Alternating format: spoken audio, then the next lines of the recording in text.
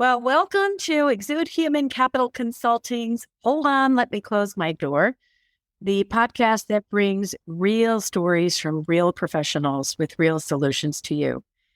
Join us as we navigate the ever-changing workplace with Alison DiFlorio, co-founder and managing partner of Exude Human Capital, and special guest.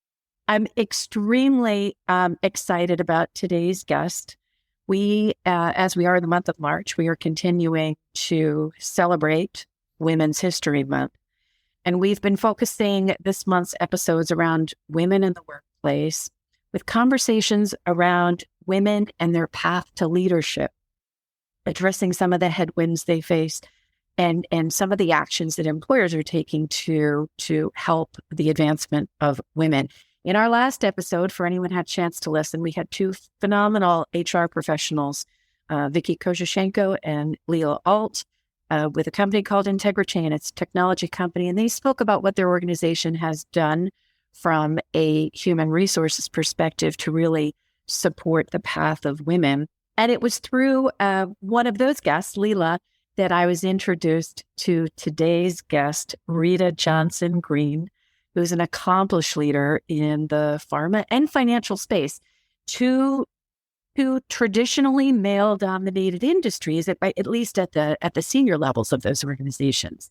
And I have to say, after about a minute of chatting with Rita, I thought, okay, this is a story. This is a woman whose story needs to be told. It needs to be heard from other people. So I'm very, very excited to welcome Rita Johnson-Greene. Welcome, Rita. Absolutely. Thank you. So again, Alison, I am really grateful to be here and just thank you for inviting me to speak to you today. Again, my name is Rita Johnson-Greene and I'm from Philadelphia. I currently live here with my husband of 20 years, actually, and my two teenage daughters. So I am in the thick of teenage drama. I most recently served as the Vice President of Sales and Qualified Treatment Center Engagement at Bluebird Bio, where I helped launch the third and fourth gene therapies to be approved in the United States. And prior to joining Bluebird, I actually worked at Spark Therapeutics for about 4 years, where I led the build out of the commercial operations functional team there, and was instrumental in the successful launch of Luxturna, which is actually the first gene therapy to be approved in the US. I started my career in finance.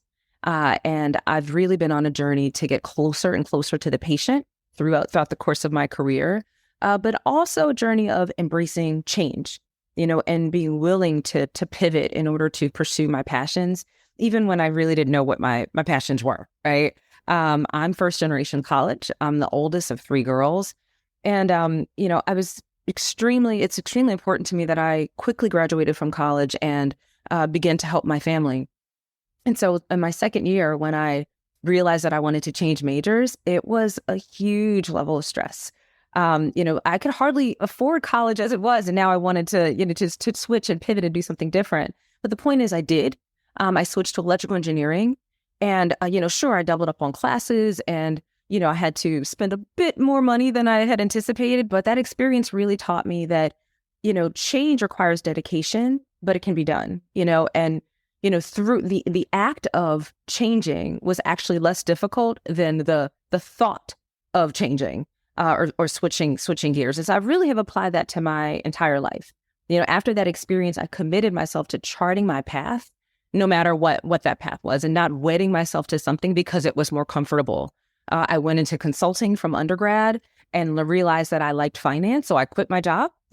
And went to the Wharton School of Business and got my MBA with a concentration in finance so that I could go work in finance, I started working at Johnson & Johnson in consumer products and decided that I really wanted to get focused in pharma. So I quit that job and I went to work at AstraZeneca in pharmaceutical finance. And then I negotiated my way into sales. I wanted to understand commercialization and patient marketing better. And so I, negotiated my way to being a second line sales leader and having 100 sales reps reporting to me. And then ultimately Spark called and said, do you want to launch the first gene therapy in the US? And I said, I cannot regret not taking this opportunity. And so I did. Bluebird called and said, do you want to launch 2 gene therapies in 1 year? And I said, absolutely. And so I pivoted that way. And then frankly, I left Bluebird because I wanted to spend more time with my daughters before they go off to college. And so again, just making changes in order to meet my needs where I am at a particular point in my journey is wildly important. And I am dedicated to doing that throughout my entire life. And I think lastly, I want to share that I am wildly committed to my faith. I believe that, God has blessed so many of the changes that I've made because I seek him first. And my husband's a pastor and I teach Bible study. So, I have some, our family is very rooted in our faith, but it's also a huge part of me and my decision making. That is amazing. And I'm feeling like what you've done in your professional life is making me feel like, wow, what the heck have I done? That's pretty remarkable. That's remarkable. And I appreciate that. You certainly you've made shifts in your career. You've made, dramatic shifts in your career. And you've had the courage to do that. What has it been like to be a woman leader in these spaces? What are some of the things that you experienced that helped you? And maybe what are some of the things that were challenging? Yeah, no, a great question. Thank you. It has been challenging, but also rewarding being a woman in pharma and in finance. At the executive leadership level, where women are the minority, and then being a Black woman is absolutely the minority, especially in the early 2000s when I graduated. I was a bit of a unicorn. And so, yes, like I definitely experienced microaggressions, two very quick stories. One, I was a newly promoted director and I landed a role in another country. And my first week, and this is before, we had so much, we had pictures and people could see what you look like before you arrived. My first week, I left the country and went to report in my new role. And the office manager came up to me and he said immediately, "Oh, you must be the new admin." And he handed me his coat and he said, "I like my coffee black." And you got to be kidding me. No. Please say it ain't so. That is unbelievable. No, so I was a bit taken aback and I said, "I'm sorry, who are you?" And I don't believe that you are speaking to the right person. And so he told me his name and I had been exchanging emails with him for weeks. And when I told him my name, his whole demeanor changed, and it was an interesting moment. And I'll just be completely transparent. First, this person was supposed to take me around and introduce me to people. He was taking me out to lunch. Again, he was the office manager. And I spent a bit of time trying to make him feel better after he had apologized. I honestly did, because it was so uncomfortable for me. And he was, silent. And I wasn't getting what I needed out of the trip. And finally, again, just kind of embracing that change and embracing honesty and dialogue. I laid it out there. I said, "Listen, now this whole meeting and trip has been uncomfortable. So let's just talk about it. I believe that there are some hidden biases that maybe you weren't aware of that caused you to immediately think that I was someone that I was not. So let's just talk about it." And he told me that he was actually surprised with himself that he had done it. And so he just felt horribly and assumed that I thought he was a horrible person. And I said, I don't, but I hope that you operate differently going forward. And frankly, we're still friends to this day. But it was a lesson for me about just speaking truth and not being afraid. And I've taken that lesson and applied it to so many other, anecdotes and situations within my life where, I've worked with people that, it's obvious that they are uncomfortable working with a Black female leader. And, maybe it's even taking direction from me, allowing me to delegate to them. But let's talk about it. Because if you don't talk about it, it doesn't change. And I have to be the change that I want to see. That's a fantastic example. And I love your comment about let's speak truth and let's just have a conversation about it, making that person, not that it should be your role to make somebody feel comfortable, but you did that. And to your point, now that's formed a relationship that's carried out through over the years. What advice do you have someone who may not be as comfortable addressing a situation like that. Yeah. No, I mean, frankly, I wasn't comfortable in the beginning. First I made him comfortable and I kept saying, oh, it's fine. It's fine. And then I made him uncomfortable when I chose to talk about it. And what I found was that actually led to comfortability. So my advice would be to, if you really find that you can't talk about it, ask someone who is, frankly, a bit more courageous in that moment, or can be, even if it's another leader, an ally, and it could be male, female, person who looks like that person or person who looks like you, whomever you feel is courageous enough and tactful enough to have the conversation respectfully and, kind of leaving the emotions out of it, but being honest and having that dialogue. But then I also say, take a chance, because you'd be amazed at the response of people. I wasn't sure what he would say. I didn't know if he would say, what are you talking about? And maybe attack me for even asking the question. Yes. But at the end of the day, I wasn't getting what I needed out of the trip by allowing, him to ignore what the elephant that was in the room. Mm-hmm. And so, I think I would challenge any person who is uncomfortable having that, that type of honest dialogue. Are you getting what you need? Because if you're not, then you're losing anyway. Mm-hmm. So take a chance. Fantastic advice. Fantastic advice. Now, you mentioned there were 2 stories, so that was one of them. Do you want to share the other? Oh my goodness. So the other one's a bit tougher because it doesn't have the happy united ending. But I actually had a manager who, while I was sitting at my desk, would come and sit in the visitor's chair facing my desk, put his feet on my desk so that the soles of his shoes were facing my face and talk to me. And oh my. He didn't just do it to me. He did it to a number of people, frankly. But I would immediately get up, and stand. And he would say, oh, you can sit. And I would say, no, because I needed to get myself out of that, relegated position. Just even that, physically being postured that way, it, made me feel small, which I'm sure was the intent. And, I'm not going to say that it was acceptable at this company, but it was accepted, right? Because I had spoken to HR about it. I'd spoken to him about it.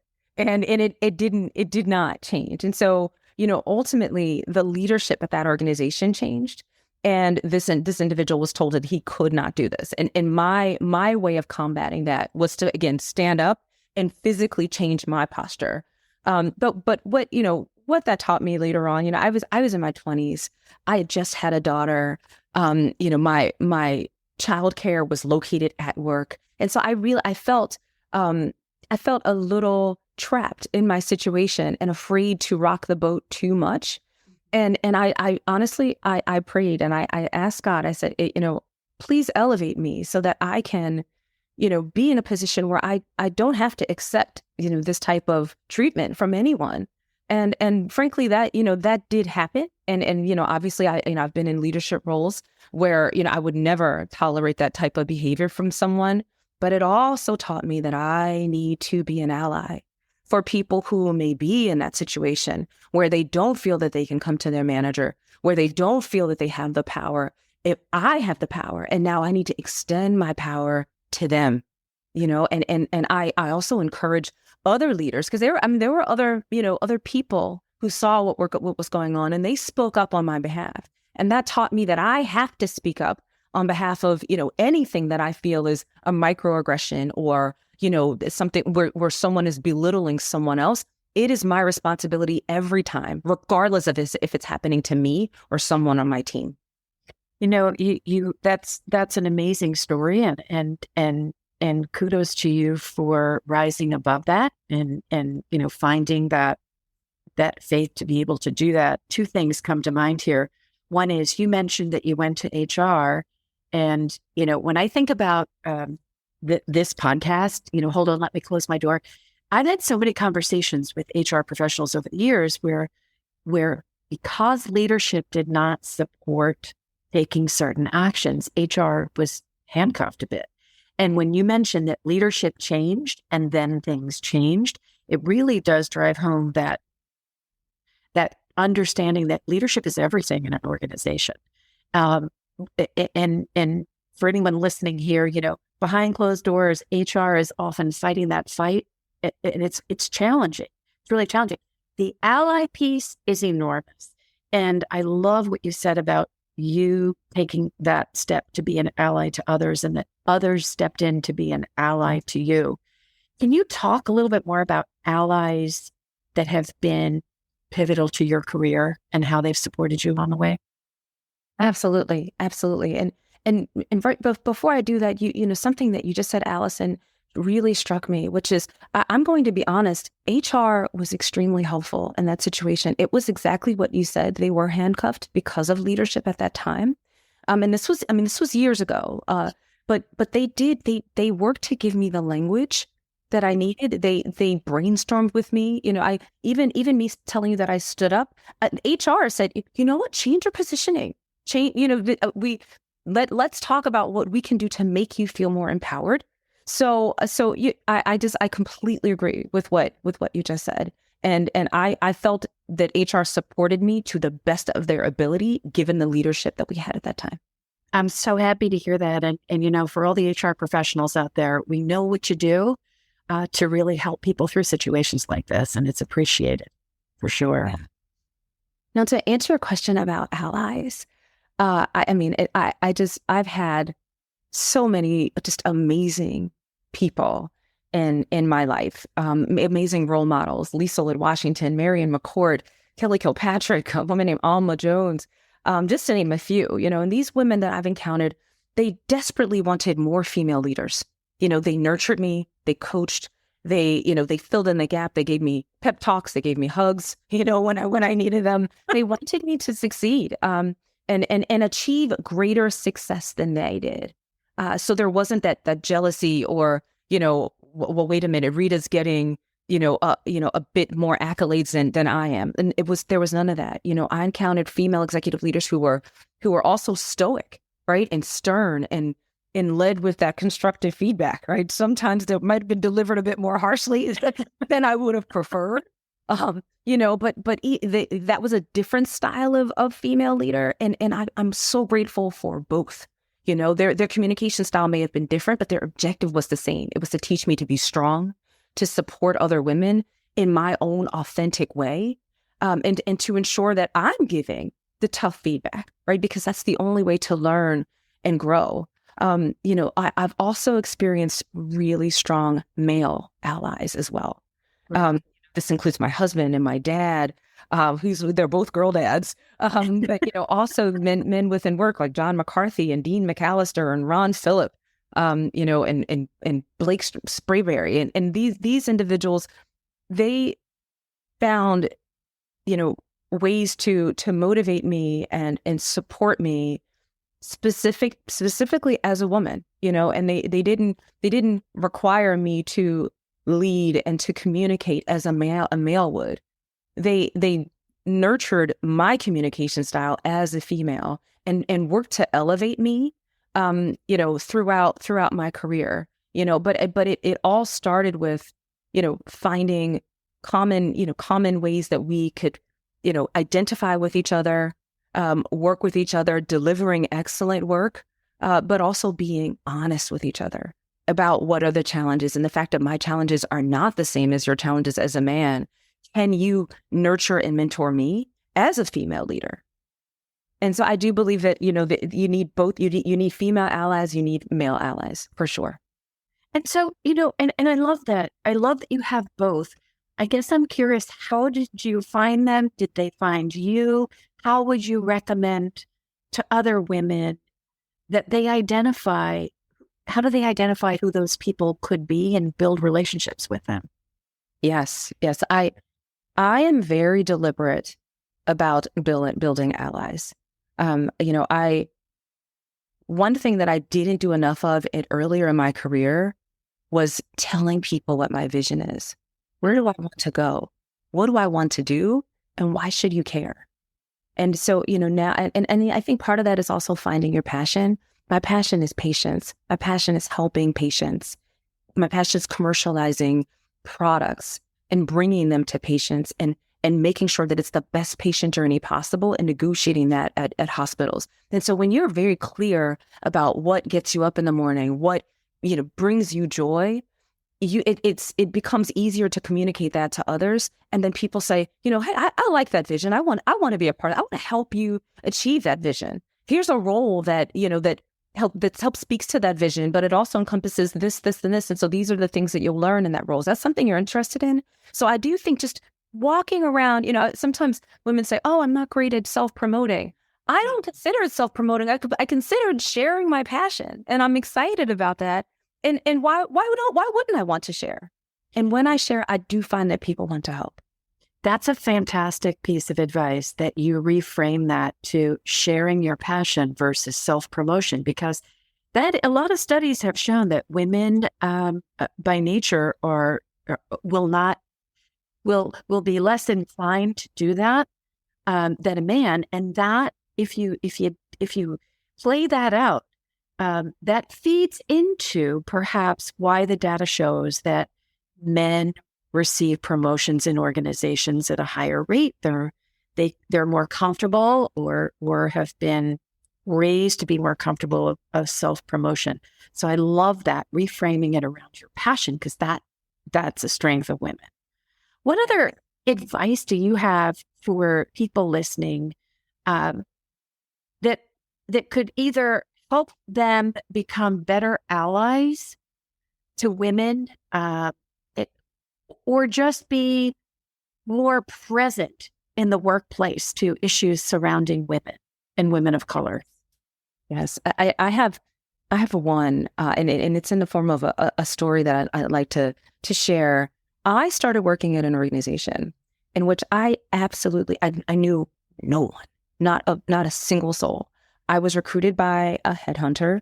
So there was no one to bring me into the organization. And this organization, many people there worked with each other at a prior company. So when I got there, this was my experience. Hi, Rita, great to meet you. Let me know if you need anything. I sit over there, and best of luck. I look forward to working with you. Okay, let's fast forward a few years. What I found is that this is me observing when other people joined, other people who didn't look like me. I was the only female leader, only female African-American leader, forgive me. And there was one other African-American male leader, but he worked in another country. So, I was very isolated in this place. And when I noticed that other people joined the company that either worked with people from another company, from a prior company, or maybe they were a friend of a friend, this is how the onboarding would go. Hi, we're so great to have you here. So-and-so has told me all about you. I've already put one-on-ones on your calendar, and I've set up lunch for next week. Here's my office. Pop by any time that you need. I'm sure you're going to have questions, but we want to make you successful. And I this is me observing conversations over years. And I said to myself, wow, if that was what I was told, my first few years would have been very different here. And so what I tell allies in every opportunity that I receive is treat each person like your alma mater from college, like a former colleague, like a friend of a friend, even if they're not. Because you want everyone to be successful. That is the way the company as a whole is successful. So when women come in, when minorities come in, when people that don't look like you come in, say, I've put a one-on-one in your calendar.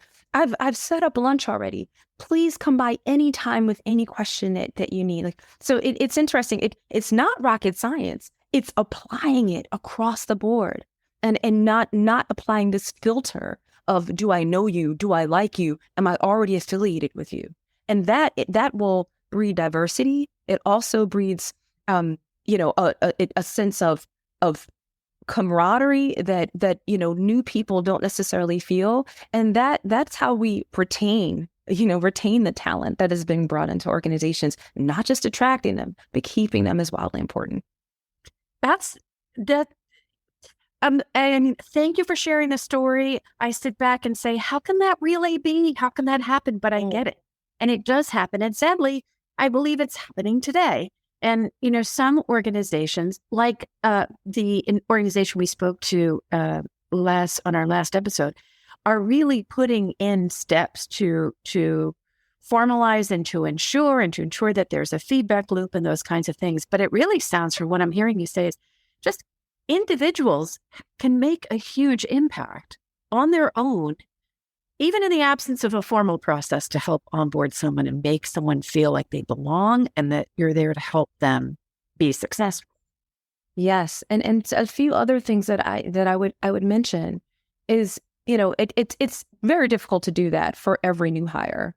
But if you identify a new hire in a different department, encourage a colleague to do that. I mean, it's really about wrapping your arms around someone and telling them, yes, I want you to be successful because I want us all to be successful. I think, another anecdote for especially for males who are, managing females, is female communication does not have to look like male communication in order for a female to be successful.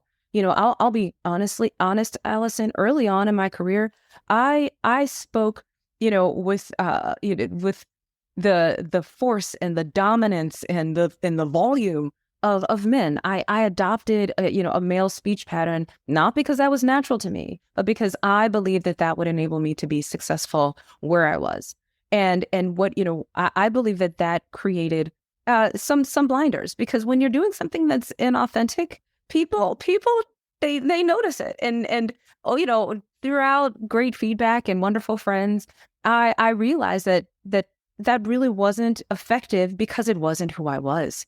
And so I've since learned and decided to embrace my communication style, which is authentic, which is passionate, which is, it's feminine because I am a woman. And all of those things are still powerful. But I have to live that power, and I have to be confident in my presentation and the way that I communicate myself. So I would also say, for men who are leading women, don't look for the communication to look like your communication style. Look for that confidence, look for that power, look for the passion. Those are the things that make a person successful. And when you see that, nurture it, foster it, so that woman can come into her own. Because it is difficult when just as you were talking about from a statistical perspective, many of the people that you see don't look like you, not as a female, as an African-American leader. And so therefore, well, what does leadership look like? What does my leadership look like when I don't see any of those role models, at the executive leadership level? And so you have to get a woman there and help her achieve that so that she can be that role model for others. I love that advice, and the whole piece around communication. I think that we see it today. We see it play out, that women are judged for their communication differently than men are judged.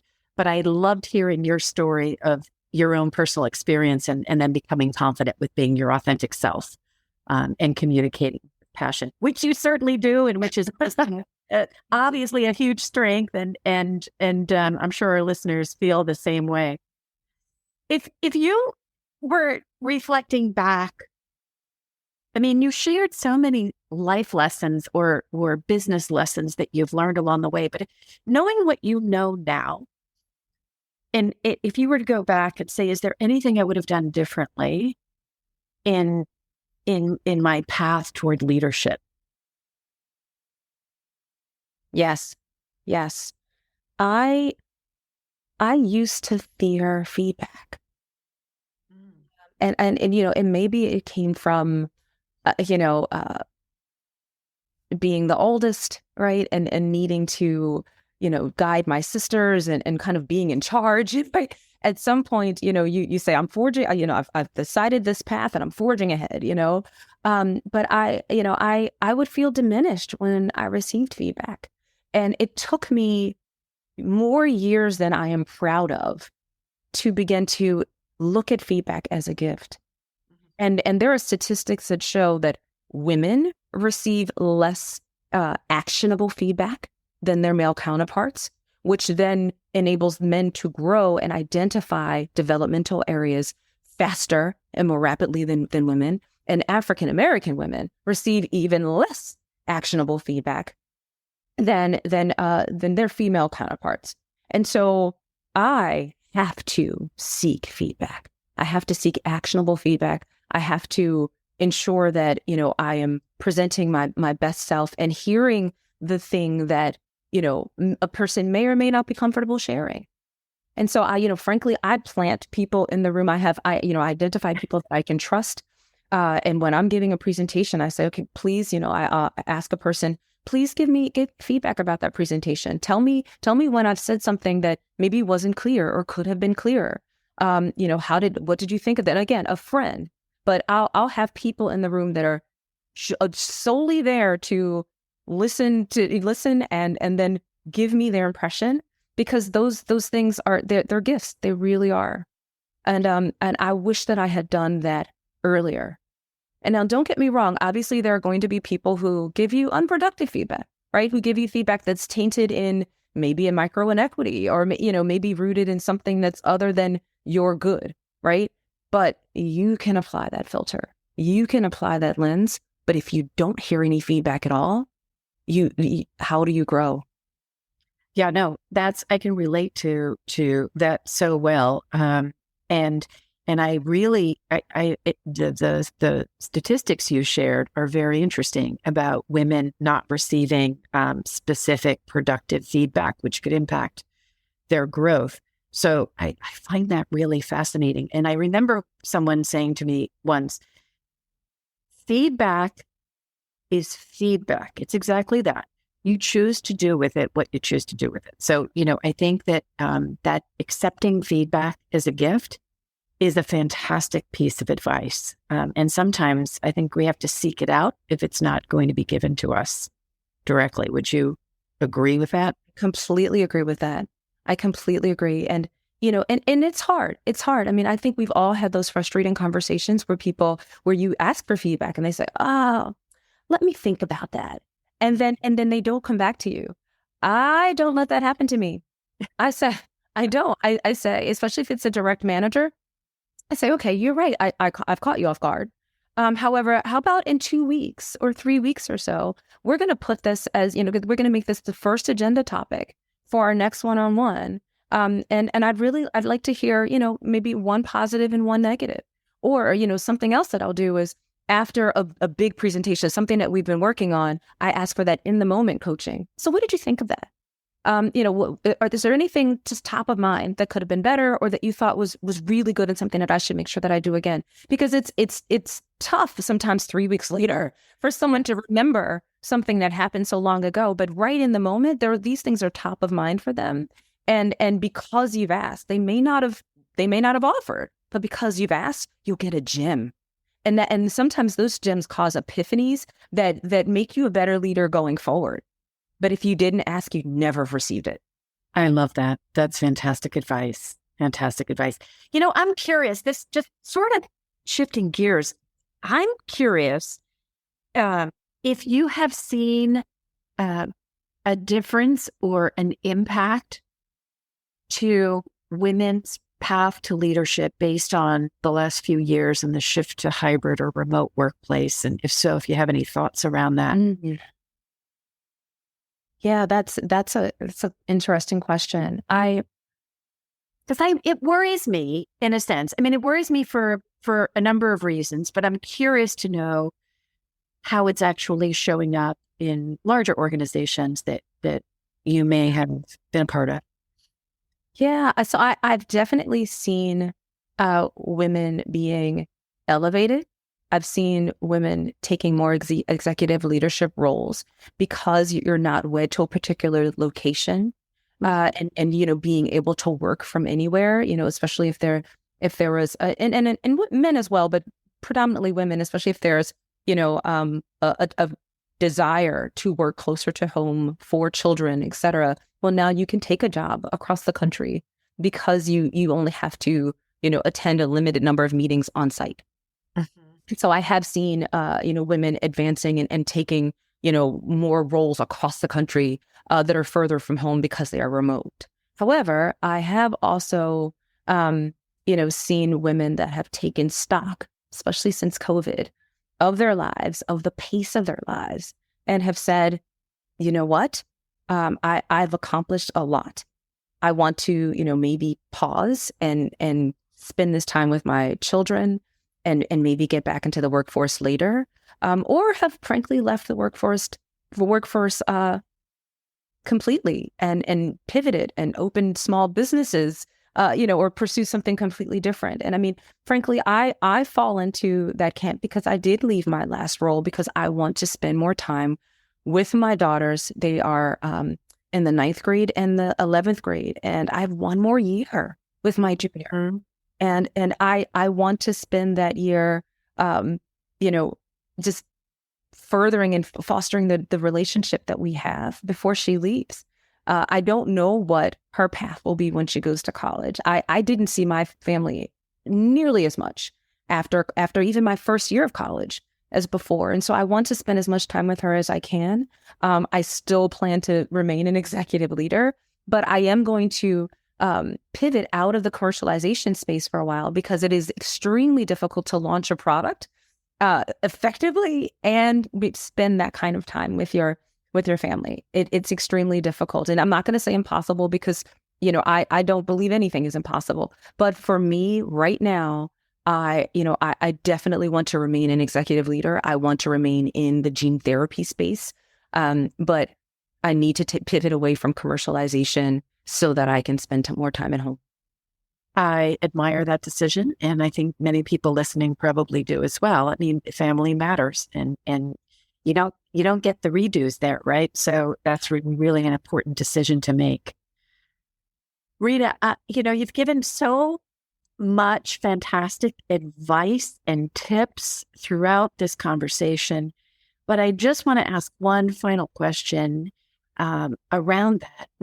If you had to say, what's that one best piece of advice that you have for women as they prepare or continue their journey toward leadership? What would that one piece of advice be for today's workplace? I would say, speak up. Speak up.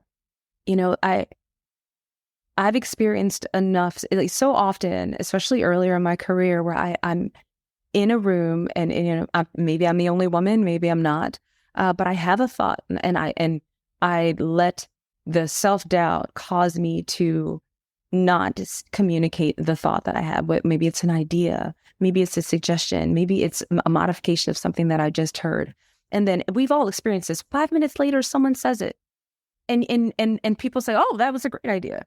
And you're so frustrated because you had it. And I had it 5 minutes ago, but I didn't say it. Speak up. You're in the room because you deserve to be there. And if you tell yourself that you don't deserve to be there, eventually you won't deserve to be there because you won't be speaking up, and take opportunities. If people, if someone has helped you get into the room, don't worry about the fact that, you were aided in getting there. Don't worry. Don't have that imposter syndrome. Oh, I don't deserve to be here because XYZ person helped me get this opportunity. It's not, you won't stay in the room unless you're adding value. So who cares how you got there? You're there. Speak up. Speak up. And something else that happens to women, and this is still around speaking up, is that we'll say something and maybe our idea, you may get, oh yeah, that's great. That's great. And then someone else will say the same thing you said 5 minutes later or 10 minutes later. And it'll be frustrating. And something that I've learned is I'll say, oh, thanks for bringing that back up. Some other thoughts that I had. So it's still a way to connect it to me. Right? Speak up. Because if you don't, all you're doing is allowing others to diminish your power. And then, and not only are you allowing others to diminish your power, you are diminishing your power. Speak up. And lastly, what I'll say is just my faith in God and not man. I believe that what God has for me is for me. And that has also attributed to my ability to live in my power, because I believe that my power comes from my faith and from my God. And I respect all religions, but I can't close without saying that, because it's a huge part of who I am. And it's a huge part of the joy and the love that I am determined to spread, throughout my life. Rita, I just don't have any words to express how amazing I think you are, and so grateful that you've taken time to share your story and your advice and your experiences with our listeners. I just want to thank you on behalf of everyone at Exude Human Capital for being a guest on our show. And to all the women out there and the men who support them, don't let those headwinds keep you from moving forward. Listen to some of the advice that you got today. Speak up. I heard you say that loud and clearly, Rita, and I love that. And just be aware that there are allies out there to support you if you seek them out and you ask for their feedback and you ask for their advice. So everyone, thank you for joining the second episode of Hold On, Let Me Close My Door. Until next time. Thank you.